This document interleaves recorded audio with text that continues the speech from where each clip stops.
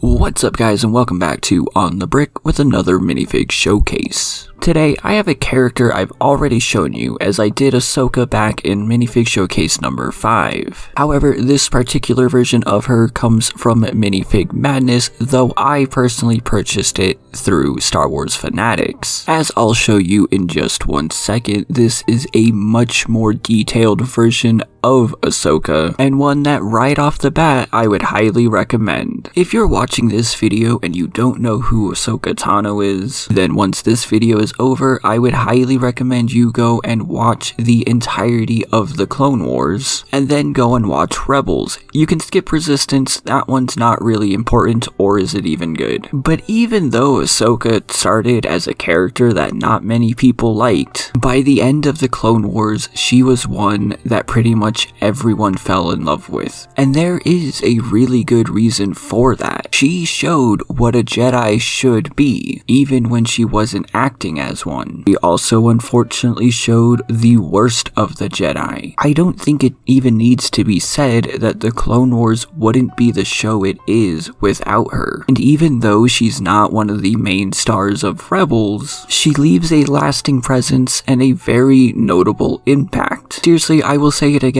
if you did not give Clone Wars a proper chance or you haven't seen it at all yet, I would highly recommend you do so and definitely skip over certain episodes. Anyway, before I get into the actual figure itself, I do want to point out these lightsabers. When you purchase from Minifig Madness, you do get 2 normal lightsabers, so I switched mine out with these ones from OMV Customs. These are molded to look exactly like her lightsabers, but I had to hand paint them myself. I do think these lightsabers significantly improve the figure overall. I am going to make a full video of all the custom lightsabers that I bought. However, I do just want to quickly say that these particular ones don't really hold the blades that well. If you're going to get this for playing around, I really wouldn't recommend them for that, but if you want to get them for display, they are perfect and you'll be fine. This figure is exceptionally well done. In fact, the only part about this that is not custom is the headpiece. The head itself is actually UV printed just like the rest of the body, and at first I thought the head actually came from FireStar toys, but it's actually a different design and an original from Minifig Madness. So you'll see this in just a second, but there is no double-sided head, it is just this one expression. The torso has a ton of details on it, and it matches Season 7 Ahsoka wonderfully. This is of course her Siege of Mandalore outfit, and again I think they did a really good job capturing that. They did add in the curve of her hips, which kind of messes with the side printing a little, but at least it looks good on its own. Also, if I remove the headpiece, you can see that they did try to add in her shoulders here, but the printing on that is just a little off. That is something that I have unfortunately noticed in a few of their minifigures now, but it's also not egregiously bad. Oh look, there is my other cat. Her legs have equally as much detail as the rest of her. They really did not skimp anywhere here. While they took some creative liberties to try to match what we see, it does still look really good, and you can get the impression of both her skirt and her boots in there. To me, this is probably the best custom Ahsoka out there. You can see that they even printed her gauntlets onto her arms. They're not really super detailed like the rest of her, but they still look good. And the side printing almost looks minimal compared to the rest, even though it's actually not. I've seen so many figures now not even put this much detail into it. This is when my cat decided that she didn't want to be in this little setup for some reason and almost knocked it over, so let's try that again. Anyway, her side printing does look good, and as you can see by including the curve of her hips, it kind of does mess it up a bit. It doesn't look horrible or anything, but it is noticeable. The details on her back are certainly more limited than those on her front, but you can still make out exactly what's being represented here, and it still looks really, really good. Here is a quick comparison to that older version of Ahsoka that I got, and honestly, there is not even a comparison between these two. The Minifig Madness version is just better in every single way. There are way more details, way more intricate details, the printing is better, they even have the arm gauntlets, which is something that I remember specifically saying I would have liked to see in the older version. I know that for some reason some people like their customs to look exactly like LEGO, but I feel like like this is one we can all agree on. The Minifig Madness version is just better. So yeah, I would highly recommend you pick up this figure if you are looking for a custom Season 7 Ahsoka. However, right now, I can't really recommend that you buy that figure directly from Minifig Madness. I might make a full video about this one day, as I actually do have a lot to say about it, but long story short, I made an order with Minifig Madness back in May that still has not been delivered. And yes, I have actually reached out to them multiple times about this. And like I said, I